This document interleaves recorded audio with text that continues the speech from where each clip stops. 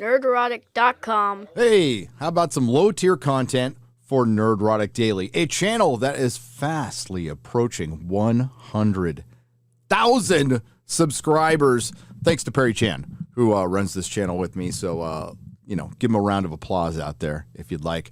Hey, it's been over 3 years, just over 3 years, since the final episode of Game of Thrones aired, the disastrous Season 8. And hey, it's been well over 11 years since the release of A Dance with Dragons, the last real novel in the A Song of Ice and Fire series. And since then, well, I think George might have started writing the book within the last couple of years. Currently, he has COVID, so he's probably not writing it right now. George, you get better. But we have a show coming out that will serve as another distraction, which is really appropriate because this show is based on a book that was a distraction from the Winds of Winter. Yes, that's right. Fire and Blood Part 1. So yes, they are doing a series on yet another unfinished book series, but this story is finished. You've seen this story before. You've seen it on the special features for Game of Thrones. We all know how this ends. It's the most nihilistic story in what, arguably is the most nihilistic or one of the most nihilistic fantasy series out there. And, that's what we liked about it, but that was also a long time ago. And I don't know if that's what people are going to like now.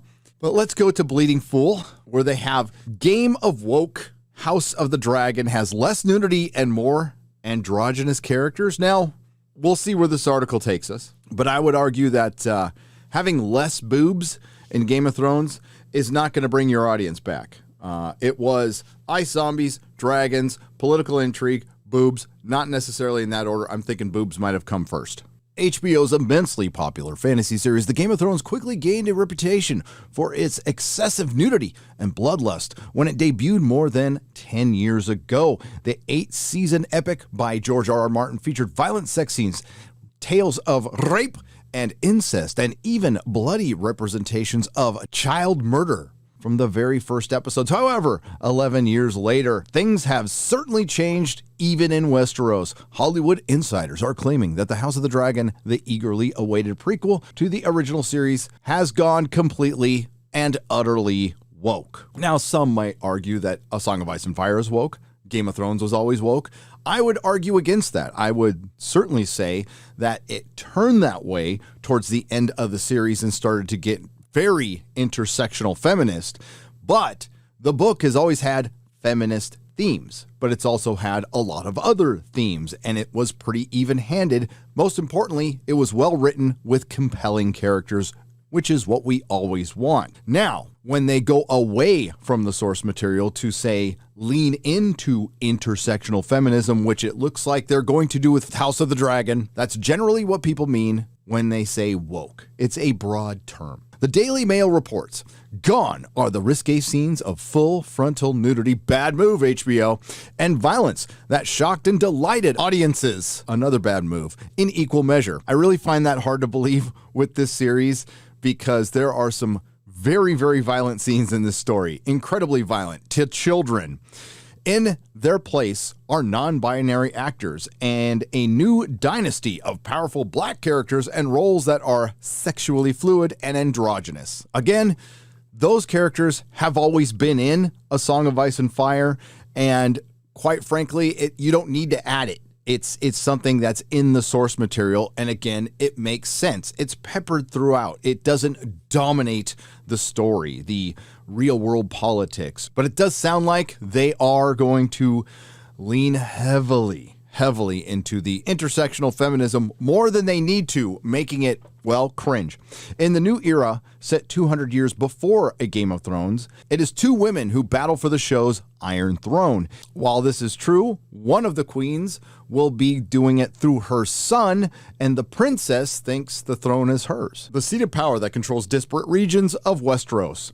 And rather than subjecting female actresses to sexual violence, new post-Me Too storylines are instead designed to showcase the power of women by featuring gory scenes of childbirth. Yeah, that wasn't really prevalent in the story. Again, there are gory scenes because there's a lot of battles, and some of these scenes happen to women, including one of our main characters towards the end. I won't say which one, but quite frankly, the entire plot of the show has been out there. It's part of the Game of Thrones special features, like I said before.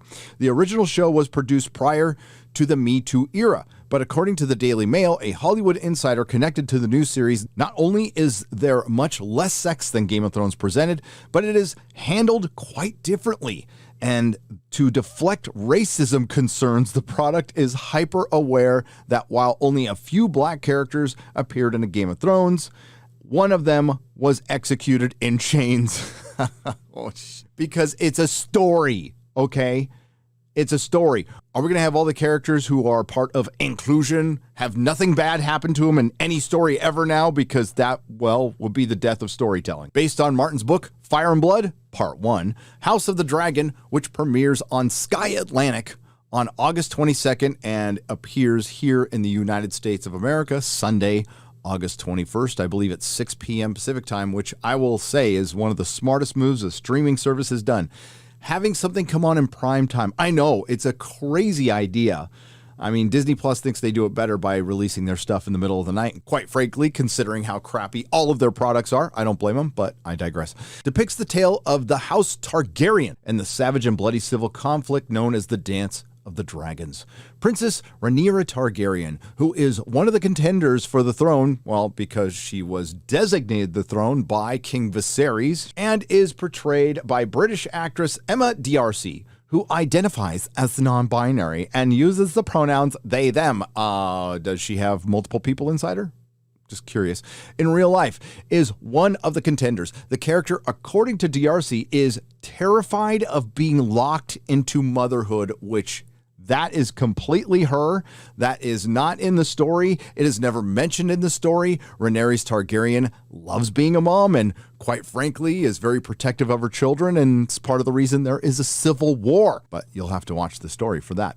I'm a non-binary person, says D'Arcy. I've always found myself both pulled and repelled by masculine and feminine identity, and I think that plays out truthfully here. Well, you know, this is the kind of thing that can play out for an adult pretender, somebody who reads other people's lines and is generally pretty comfortable in life. Most of us don't have time to waste thinking about that garbage. Prince Daemon Targaryen, who is portrayed by former Doctor Who actor Matt Smith, and quite frankly, it's good casting, is her uncle and is characterized as having fluid and weirdly androgynous sexuality. No,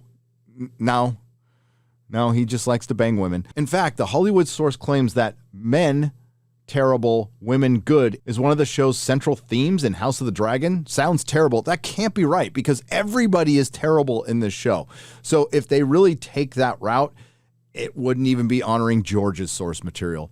Alison Hightower, Princess Rhaenyra's stepmother, is played by British actress Olivia Cooke. She says, "There are times when Emma is on one stage and I'm on the other, and we're both surrounded by male characters acting ridiculous." Actually, it's the women who caused most of the trouble in this story, unless, of course, they change it.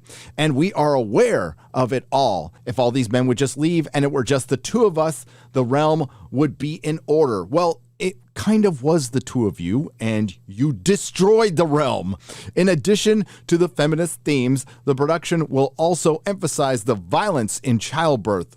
Well, I've been in the room with my wife during childbirth. I wouldn't consider it a violent act.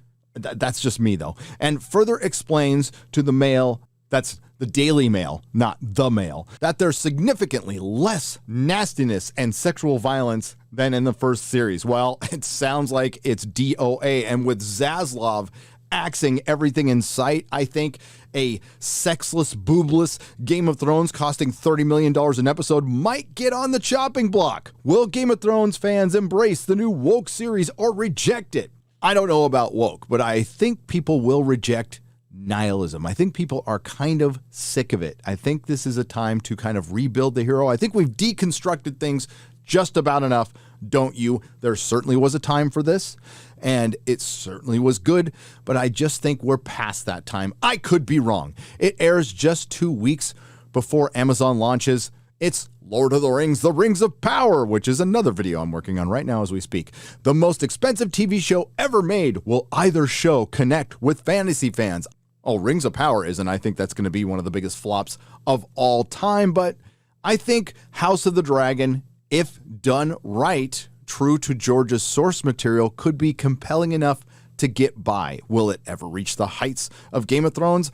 I highly doubt it. Is there a very good chance that this series won't even finish, considering Zaslav's axe? Maybe, seeing that HBO Max is about to merge with Discovery Plus, which is the craziest thing I've ever heard, but that's an article that came out yesterday after the canceling of Batgirl. More on that on the Friday Night Tights live stream. Please tune in.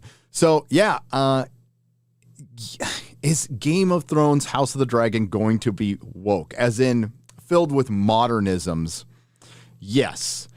Did it have those themes? Did it have feminist themes in the source material? Yes. But as I've stated many times, in the source material, the women are just as horrible as the men. Everybody's horrible in this story. There are no redeeming characters, save maybe the Sea Snake. Corlys Velaryon, a character that, quite frankly, George R.R. Martin Gary sued up in Fire and Blood. Your guess is as good as mine as to why he did that. But I guess we'll find out in a couple of weeks. I'll be reviewing every single episode, and if you want to find out the plot and you don't want to read the book, well, the special features are out there on YouTube. See you next time. Please like, share, and subscribe. And thank you for watching Nerdrotic Daily. Nerdrotic.com. Please subscribe.